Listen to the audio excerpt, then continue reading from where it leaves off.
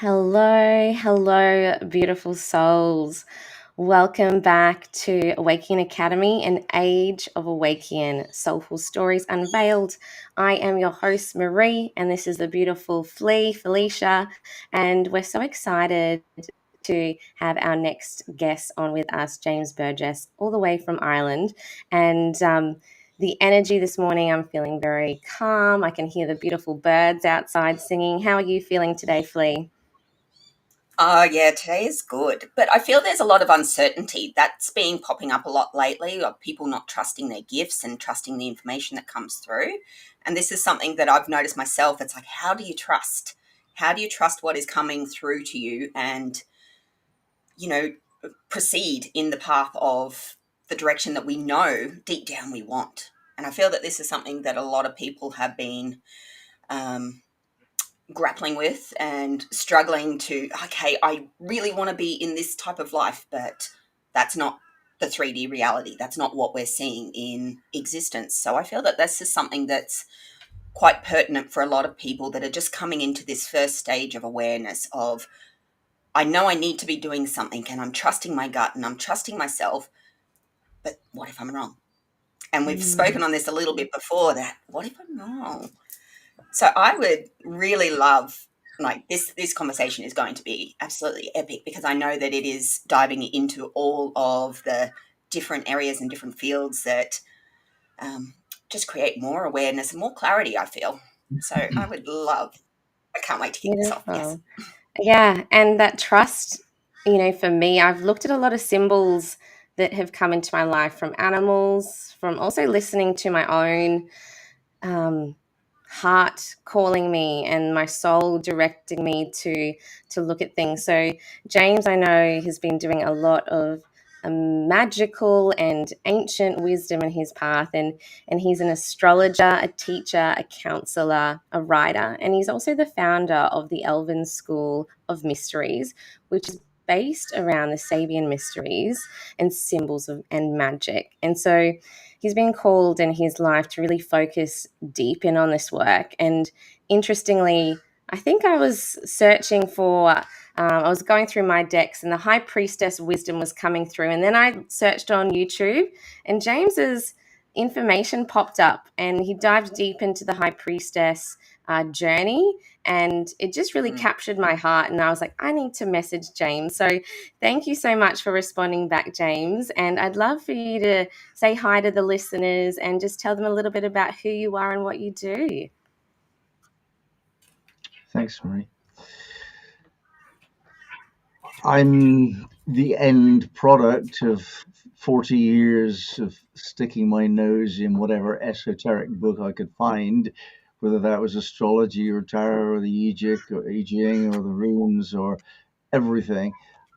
And some of them spoke to me and some of them really didn't. And some of them were mysteriously entrancing and really weren't for me. When I got too close to the mystery, I was kind of blown away. And little by little, I kind of worked out a package. And I think this is a symbol of the age, that we're not following one track anymore, one teacher, one message. We're actually, we find accessible any range, in fact, the complete range of teachers in width and depth, from being able to travel to see some of them, to read any book that's been done, to be seeing videos. We are the most highly educated bunch of humans that have ever studied the mysteries. And so some people, I don't mean this disrespectfully, but anybody says to me, honor the ancestors, I say, well, all I know about my ancestors is that they came through mum and dad. And if that's a clue as to what my ancestors were like, not for me. Yeah. So I kind of look at traditional wisdom and I think, I can't work that out. It doesn't check out like Egyptian Mm. lore and the Mahabharata, the kind of the old Hindu lore. It just didn't check out in my head. I'm an accountant. That was my profession. I like things to balance, and if they don't balance, we know they're wrong.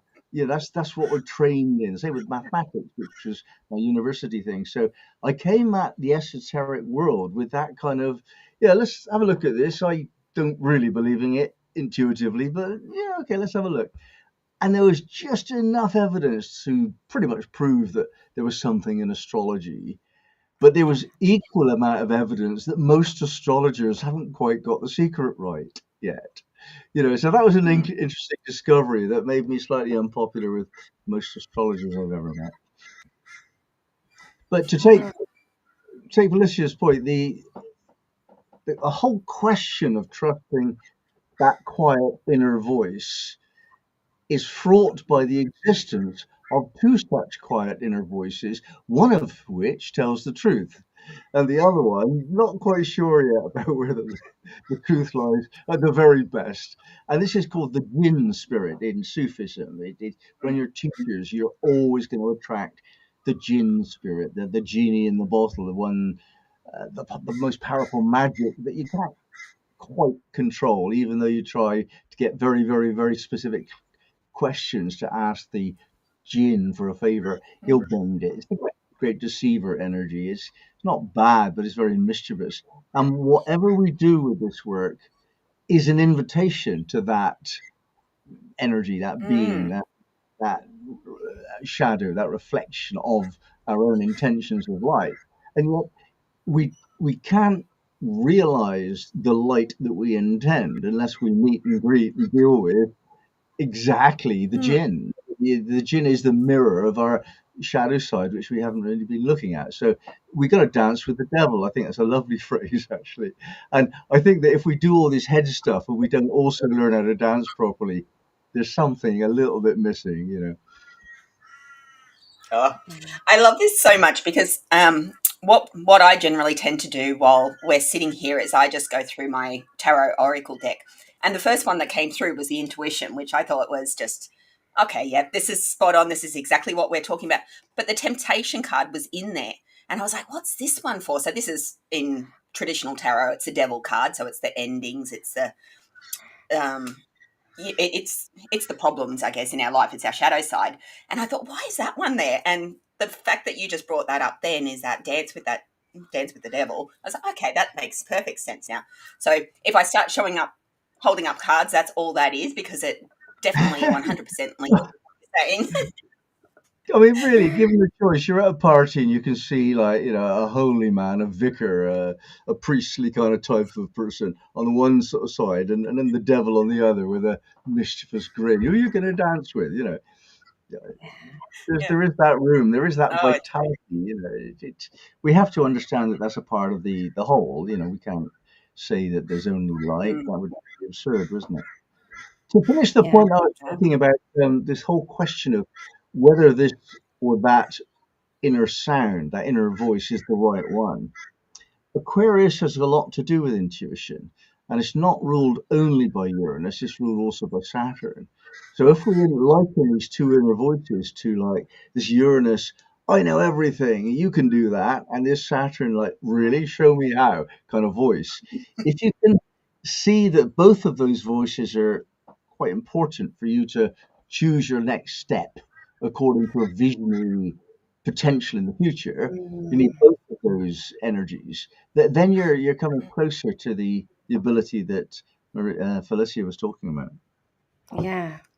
The dancing, Yeah. I just saw these two celestial bodies in space. It's like this beautiful dance, and then I myself have danced all my life, and that inner spark to feel the movement, to come back to that deeper metaphor of dancing with the shadow and the light, and really integrating that is something that has guided me through my choices, guided me to listen deeper, to come back to the body, to come back to the breath, to come back to the movement, and noticing all of these symbols and metaphors, I think has been a really beautiful journey on my part in listening to those voices and to trust the wisdom that comes through. So, James, I love that you've shared a bit about your past life as an accountant and that curiosity that led you to question, and the work that kept leading you to look up information and research and see what landed with you. Like,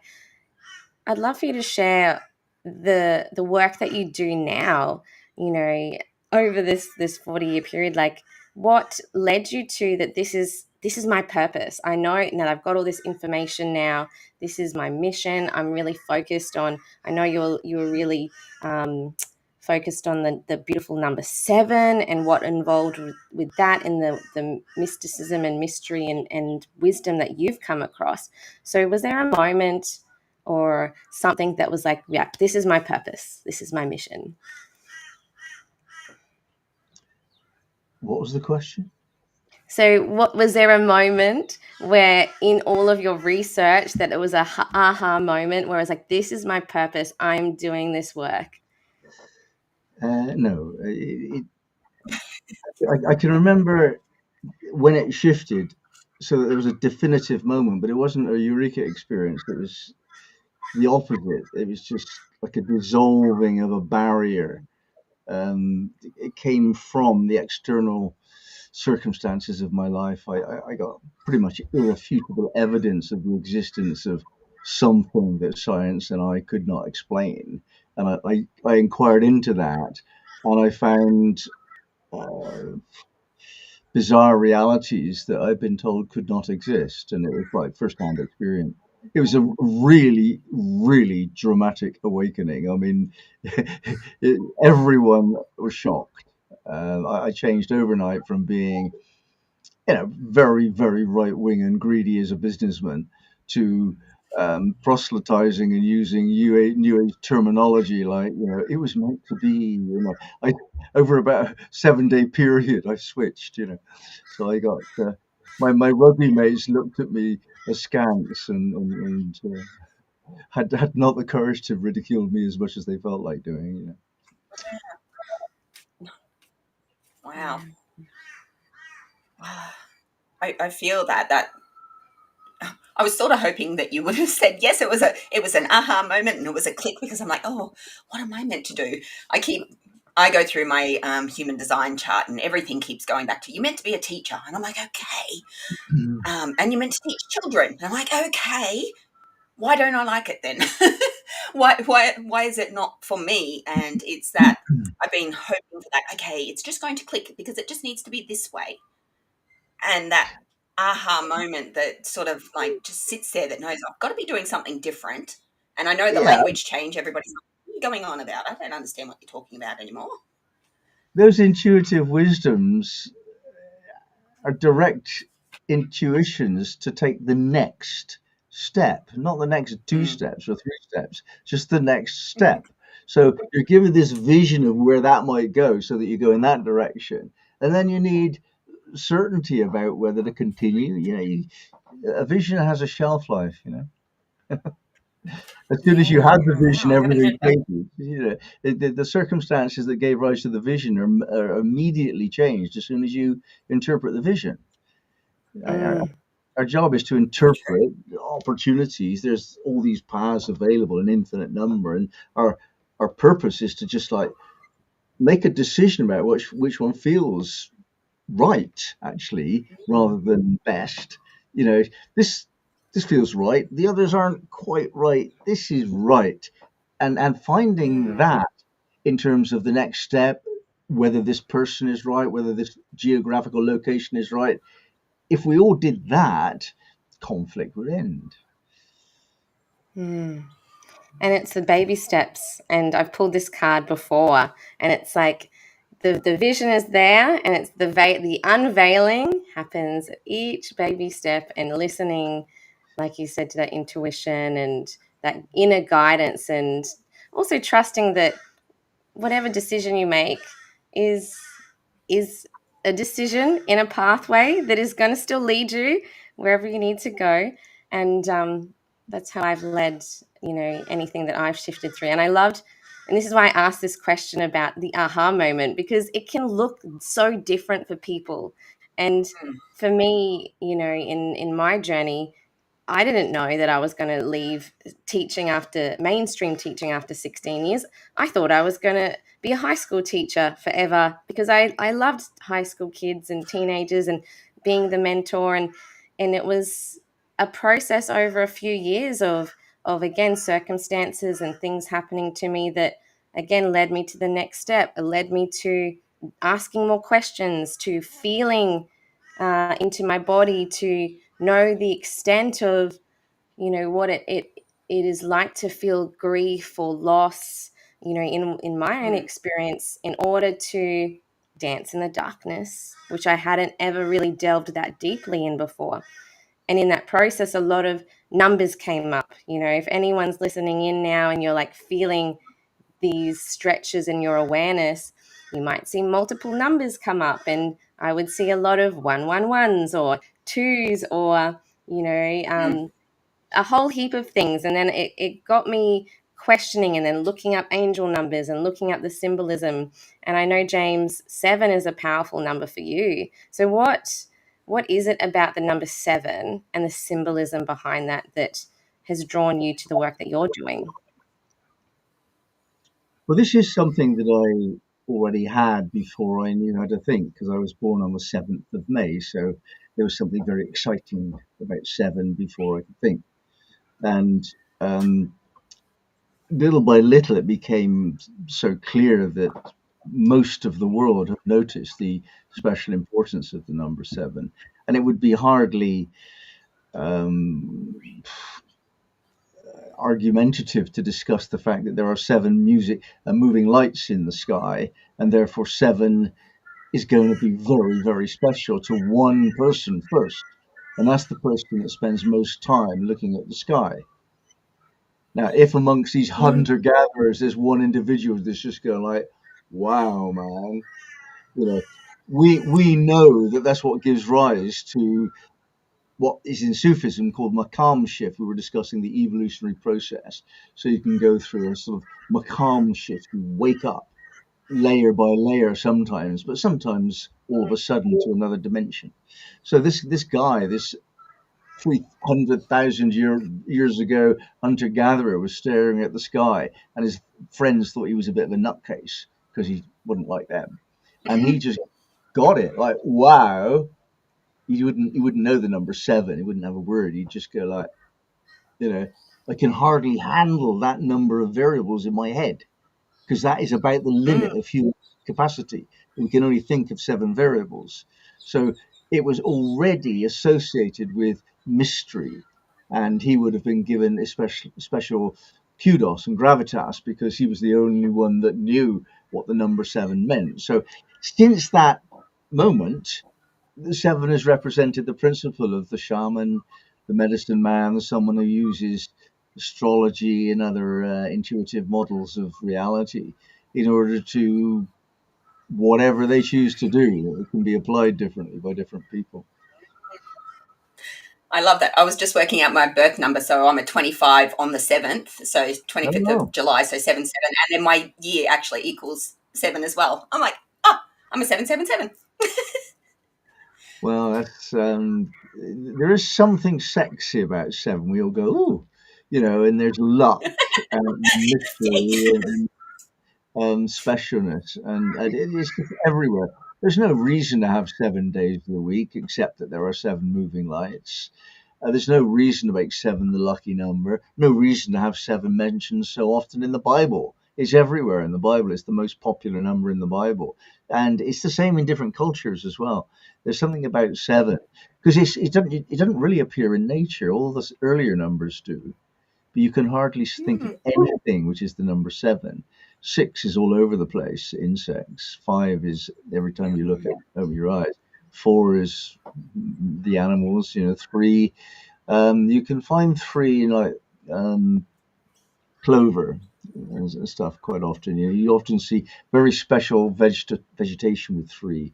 2 are really obvious, masculine and feminine. And 1's me. So all of those numbers are really easily explained. You try and tell me something in nature with 7. You got to go up there, the Pleiades and all that kind of stuff. But in nature, so there is a starfish with 7 feet, but we would not have seen it 300,000 years ago. And there's a certain plant which is often depicted with 7 leaves and often has 7 leaves, favored by the people that like the number 7, I understand, for recreational purposes. Yeah, 7 is really, So my understanding of 7 is that it is the divine trust.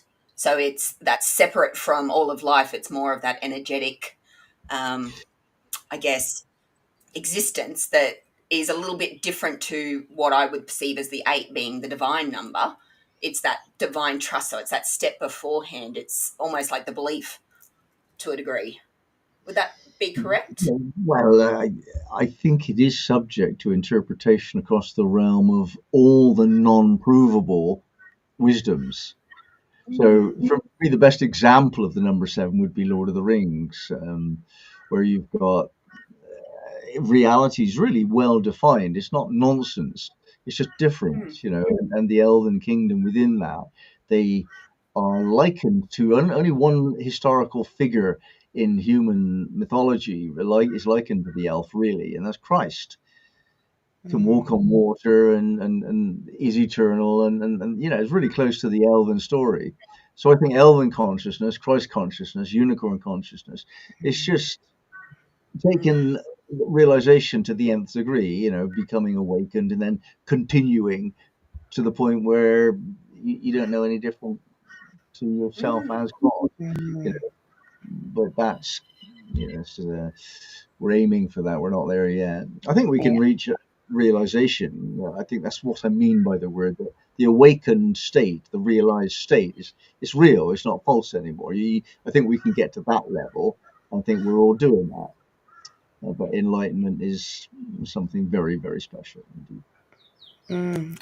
I loved that you dove into these other realms. I was in a class of 6-year-olds yesterday, and we did meditation and a bit of breathing. But then I just felt called to do a little visualization and take them on a journey through a forest. But then I took them up a tree to then open their wings to fly, and I could see some of them like with their eyes doing this, and others that had their eyes open and were thinking about their imagination, and then allowing them to land in a place where there were unicorns and friendly dragons and magic. And some of them, as these beautiful 6-year-olds were like smiling and really into it. And I could see some other little ones questioning, going, that's not real. But what I love about the young age group is that ability to tap in to our imagination and myself understanding the vast realities and my own experience. You know what? I suppose in your research and your understanding opened you up more to these dimensions and these realms with the elven work and unicorns and the mythology, because we see it in many different cultures. We see unicorn statues, we see dragons in beautiful ancient work, we see us referring to elves and these amazing beings in history. What made you, I suppose, go deeper into the elven schools of mystery and this work? Because not many people talk about unicorns and elven work, and I'm curious because I love it and I want to dive a bit more deeper into that.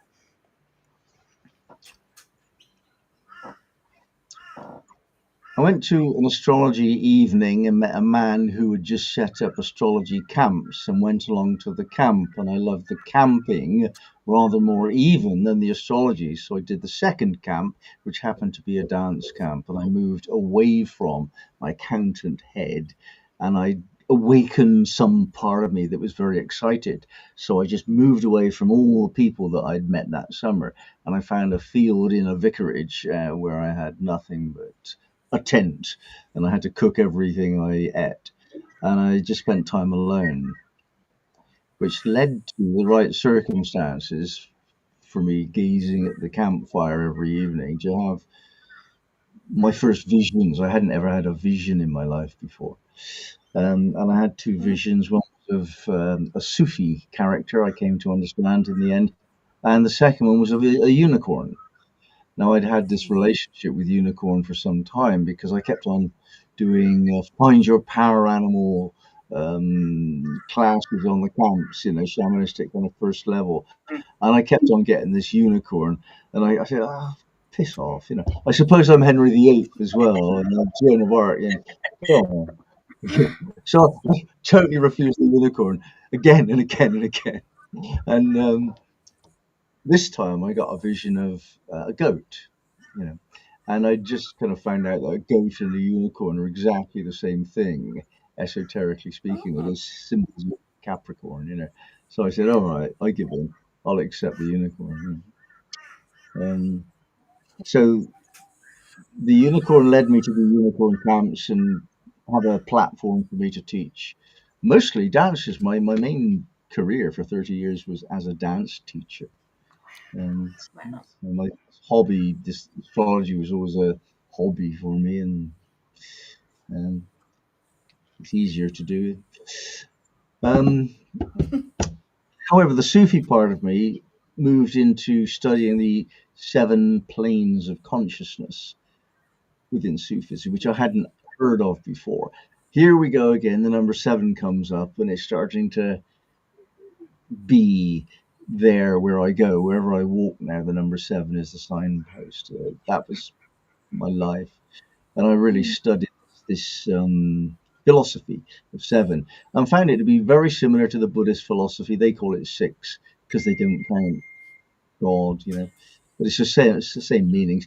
Maslow, his survival pyramid hierarchy of needs. That's right, hierarchy of needs by Maslow. Same principles, the same principle repeated, but the Sufism side to it is presented so beautifully as a spiritual teaching that motivated me to learn how to teach it, which led to the 7-word system, which led to my study using the 7-word system of Sabian symbols, which I'd understood existed, and I kind of had some emotional response to them, but never understood them at all until I really studied them deeply with this system that I do understand, the 7-word system. I kind of picked out from what Mark Edmund Jones had said 100 years ago. Well, no, he'd started to say it 100 years ago.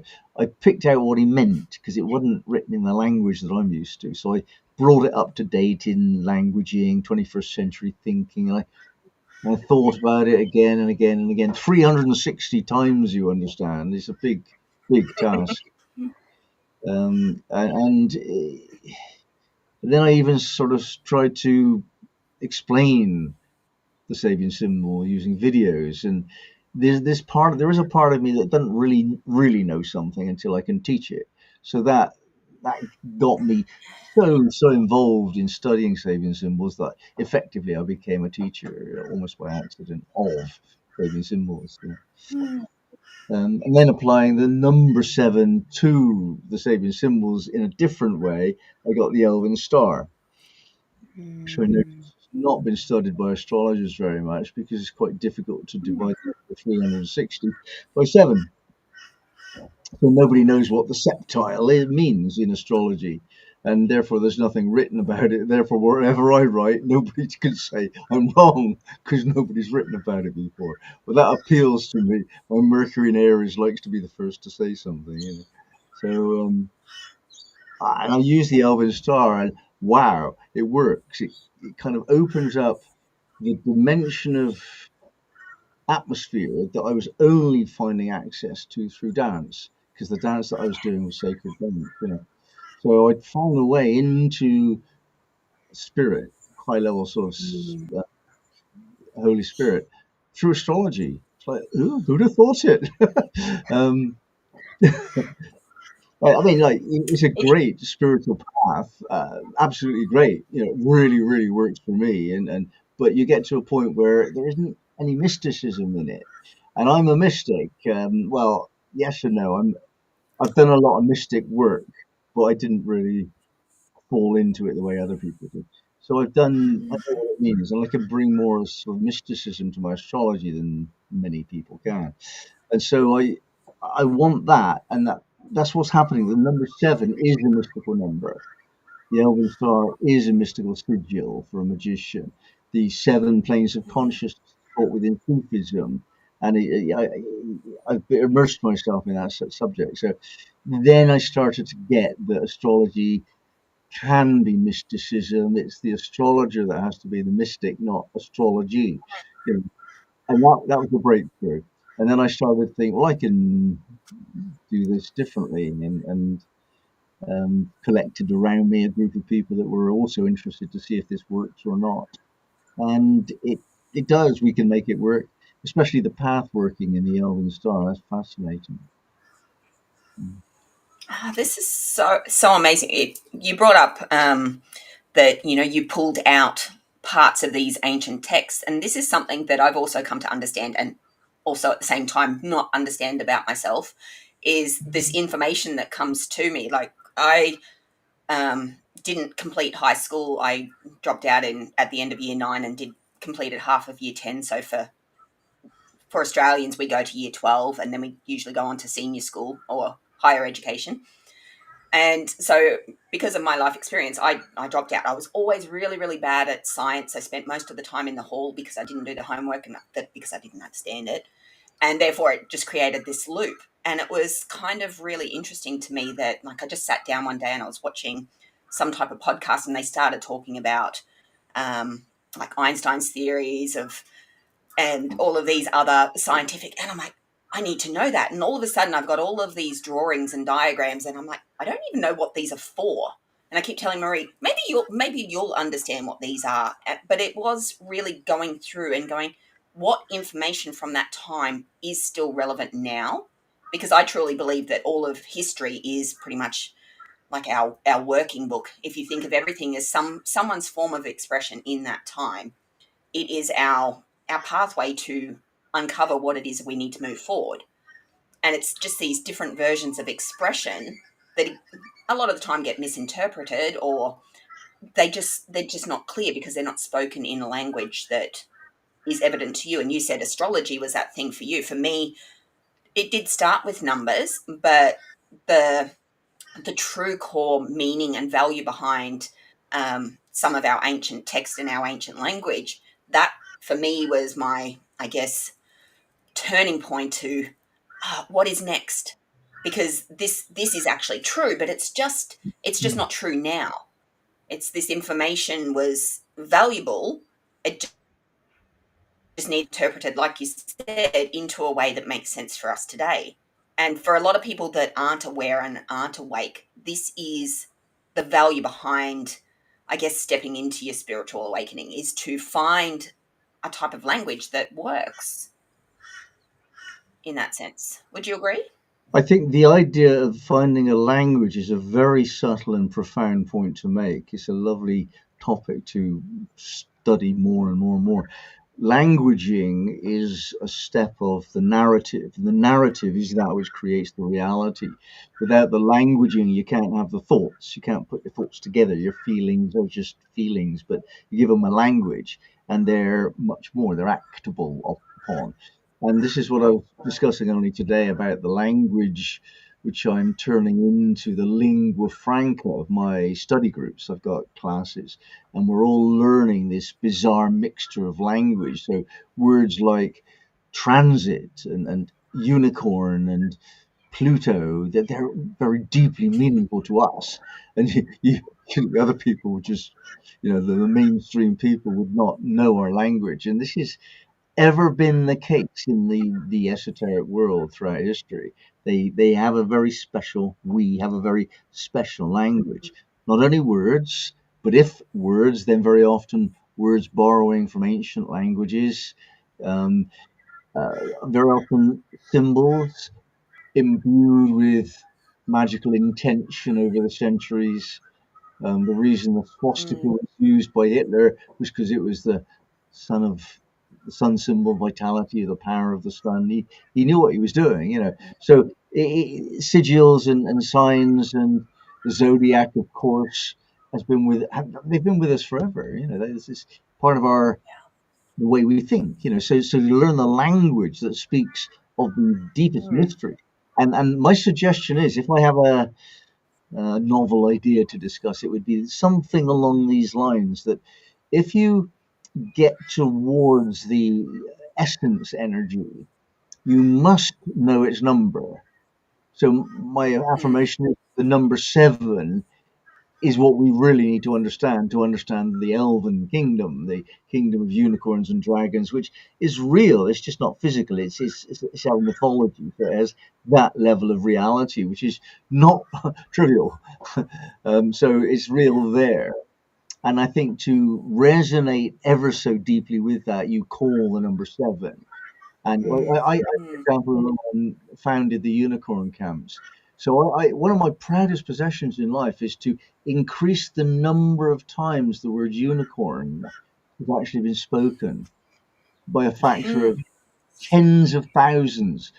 You know, so the word unicorn now as an invocation has been multiplied a significant number of times because of a choice I made, and I feel so pleased with myself about that. And here we go with the number 7. I'm saying to whoever's listening, please, elves, feel welcome anywhere near me. You're very welcome. You know, so I think there's power in that welcome. When I get invited somewhere, I feel, oh yeah, okay. That invitation is a yin force, and Yes. Yes. you know, so the number 7 to An me is invitation to yourself, isn't it? To your true self. It's an invitation into, and that, I think that's why you were saying you feel like so excited by it, because it is the core essence of who you are. It's allowing that belief to be heard yeah. and felt and embodied. There's merit to that idea. That's not at all what I'm saying. What I'm saying, your true self includes this. Your true self Yeah. is this in 7 different ways. This is one way, and so it's a part of your true self. So in that degree, it's a facet of your true self. But I refuse to put aside other aspects of my true self, such as being quite an aggressive rugby player.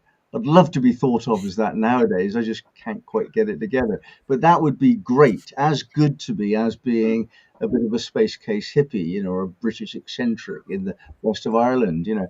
So I want to reclaim some of the lower chakra energies that I've been told don't have a place in the spiritual realm. And I'm saying I like them, and it seems to be a sacred act to me. I love that. With And there was so many pieces in there that I was just like, oh, I love all of these pieces, and the frequency when we intentionally use those words, like with those those 6 year olds yesterday. I was like, right, we're gonna take them into the world of the unicorns and the dragons. It was very intentional in that meditative state, in that beautiful age group. And there's a frequency in the vibration of sound. So I love, James, that intentionality and how you work with people and the students that are coming to you, and the choice of words and language that we get to use when we're aware is so powerful, because when we notice the vibration and the energy of the breakdown, like Awæcnian for us, like Flea was like, when we were brainstorming a few years back of what our organization, company, business was going to be called, this ancient term, Awæcnian, with the N, is the old Latin term which means to awaken. And so we shifted it to, we kept the old spelling, but we've called it Awæcian. And that's who we're calling in, the Awæcians of this world, the people that are in this process of awakening, whether it's leaders, whether it's parents, whether it's young people who have been called to lean in, called to come through. But that power of choice of words and language is something that we're refining in this next level of our evolutionary journey. And I think that's a really powerful point that you've shared as well. And there was another amazing thing you're talking about, like reclaiming the lower chakras. last year, Mm.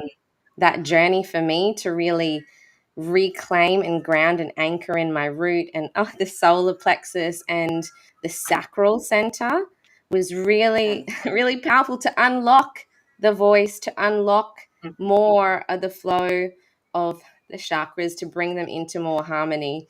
And last year being a 7 year, again, dragons, unicorns, power animals coming to me in this really profound initiation in my own next level, which guided me to go to Bali, the land of the dragons and the gods and the goddesses, which guided me to meet more amazing people in the shamanistic world.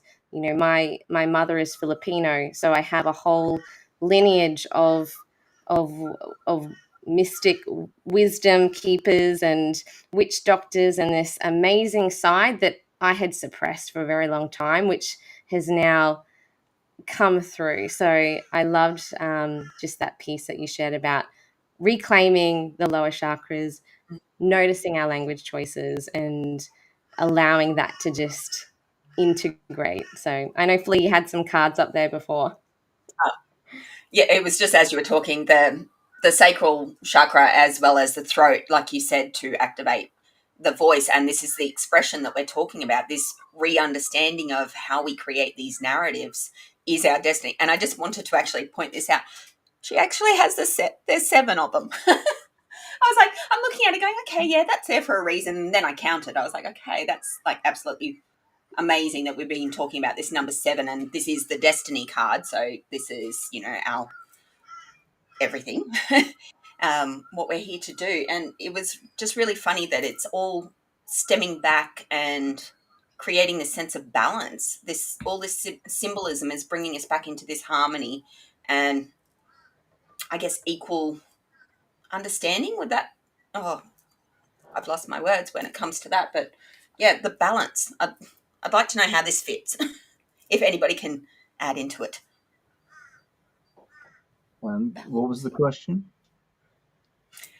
So the balance of all of this, like the number 7 in particular, because that stood out to me.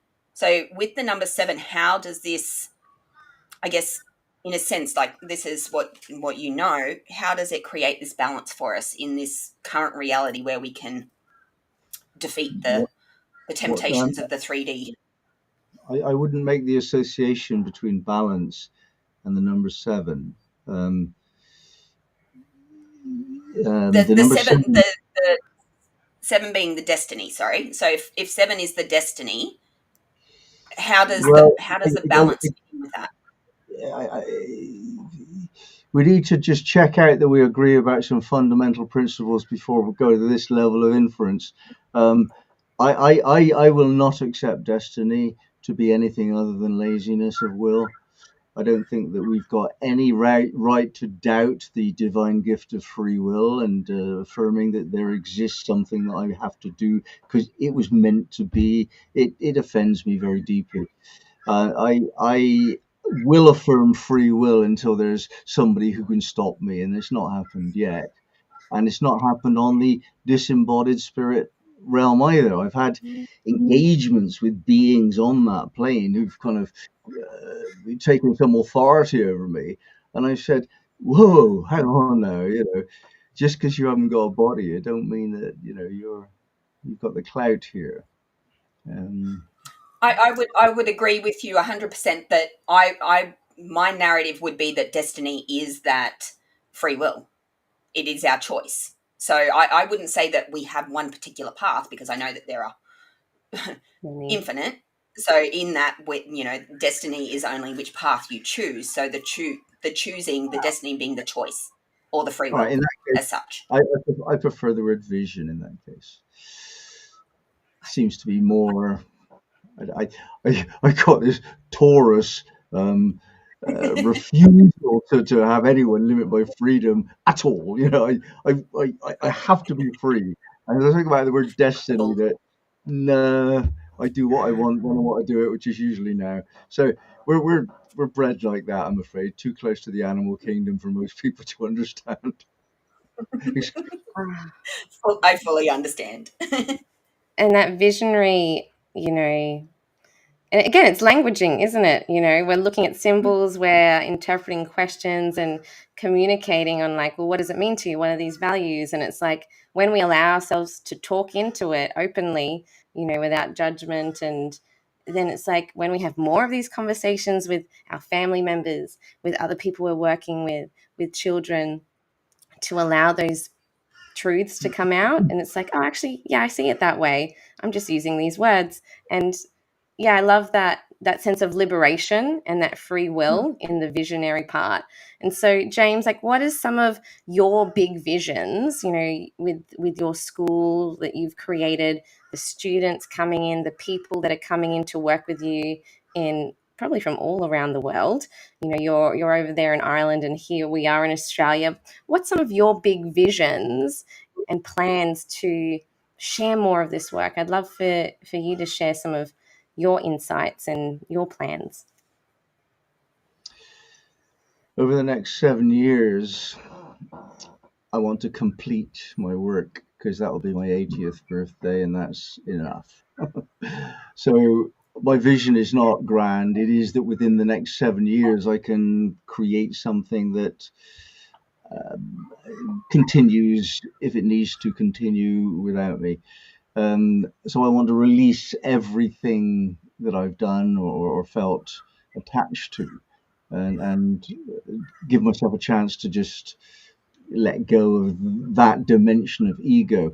I thoroughly support the ego. I think the ego is brilliant, and it's taken me to realms and achievements that, yeah, I'm really grateful for it. But if on the odd occasion I can, through dance or prayer or something, get into that egoless state of humility, it's just like, ah, this is the brandy. This is the good stuff. And you know, I live quietly in a rural situation, very beautiful. I got the freedom here to return to that. So within that context, I don't really have a big vision. What I have is a vision of organizing this school so the management processes allow the work itself to be what's important rather than the politics that derive from admin and therefore money and all that. So that's important to me. Setting up structures that are inherently good is a major part of the spiritual work, because either the structure is corrupted, it will corrupt the message. And then the message itself will be um, a spinning together, a conglomerate, a recipe creating something bigger than the sum of the parts, which 7 people will co-create. And what I've brought to the table is my own points of view and saving symbols, and I've collected the group together. But that group of 7, if it follows the plan, will be able to reach oneness in certain moments. And I hope that all of us have had that kind of occasion, perhaps with a partner in sex. That might be a good place to start. For me, on the rugby pitch, strangely, I just lost myself. I was exultant in the absolute certainty that I was a part of the flow of everything and I was doing the right thing, you know. And I think we can co-create the circumstances where that's likelier to happen than normal at the very least. And I'm exploring whether or not 7 people who have worked together very closely for a long period of time and trust each other, work together, share everything, whether that might create a being of 7. Um, my plan goes, plan is a bit strong. My idea goes a bit beyond that, because I think that actually the number 33 needs to be celebrated on Earth, and I don't know whether it is celebrated anywhere. And I've got 11 trees in my garden that I've planted in a circle. You know, so I've got a circle, and that is a very close resonance with the number 33, would be my guess. But it's so subtle. I've only actually felt it properly because only you can't really feel these things alone. If you feel it when somebody else is clearly feeling it, you know what's different. And so I've only had one other person standing in this circle of 11 trees to say, what's that? Like, oh, that's that. So I don't know what 33 would be like. Bottom line, you know. Anyway, so I'm trying to stabilize on Earth a beacon saying 33. So I've got one saying elf, I've done one saying unicorn before. So I think that's how it works. We make it really clear that we're Mm, welcoming that archetype. So that's as close as I can get to a vision, I guess. mm, yeah. Yeah, it's powerful. And noticing, like when you said 33, I mean, Jesus died at the age of 33, so they say, but that symbolic number and that representation, Mm, I think is really powerful. And when we can consciously bring that energy to the land and the people and mm, who we are gathering in those spaces is really powerful. And we think, if you think back to like the Druid times, or in Stonehenge, and the stones in circle and people gathering together through dance, through expression, through really conscious, expressive, grounding work. I feel, as you were sharing that vision, James, I feel more of this dance with the ancient world and our modern world coming in together in this new fusion. And like my hands are doing this because it's like this little dance of like, let's play, let's play with the old, let's play with this modern world, let's invite this movement to shift, and not only just for each other, but for Mother Earth, for this beautiful, beautiful consciousness who is holding all of us. So I love that you've planted those trees and this mission that, is powerful to you, and the people that are coming to you, you know, are going to be the ones that are going to do this beautiful work. And for when more of us really step into that heart-led soul work, with Flea and I, it's talking to people like you. Again, we've got this vision of land that we get to not only just work with the land and teach people how to do that, to have academies and schools where we shift these paradigms of teaching and learning that are currently constraining our youth, our leaders, our future. It's like, okay, well, let's open back up to nature. Let's find these holistic ways that is, tailored to the individual, but let's come together in collective to really allow each gift to come through. And so again, our vision is big and bold, and this is a facet, talking to amazing people like you, a facet where if anyone's listening in, they might be inspired. They might open up more and maybe look you up and go, oh, wow, these beautiful Sabian images really resonate with me. Like I know you shared something with the beautiful violet flowers, and there was something when I just watched the little clip on your Instagram. I was like, oh, okay, Age of Aquarius, all of the symbolism. Noticing then, the color purple in the school season. It's Lenten season at the moment, so all in the primary schools I've been at, we're celebrating Lent and the beautiful royal purple color coming through and the conversations coming through. So thank you for sharing your vision and doing your work, and allowing this beautiful conversation and sharing of story to come through, because I know Flea and I, we both love sharing stories and hearing other people's and having this beautiful flow and conversation. So I really appreciate your time and your energy. And Flea, did you have any other beautiful things to share that came up then?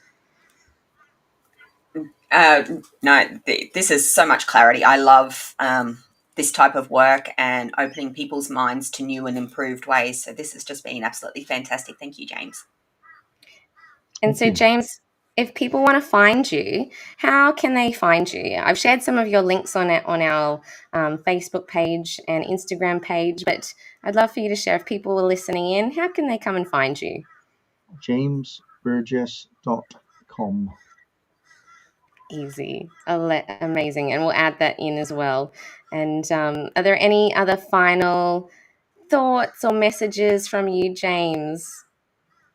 Well, thank you so much for having me this time, and I wish you very well with your projects. And great, great visionary inspiration with you.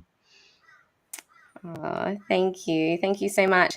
And folks that are listening in, if you want to connect more with Flea and I, we have a lot of amazing opportunities for you to connect. We're currently looking for amazing speakers for our upcoming summit, Seeking Sovereign Souls.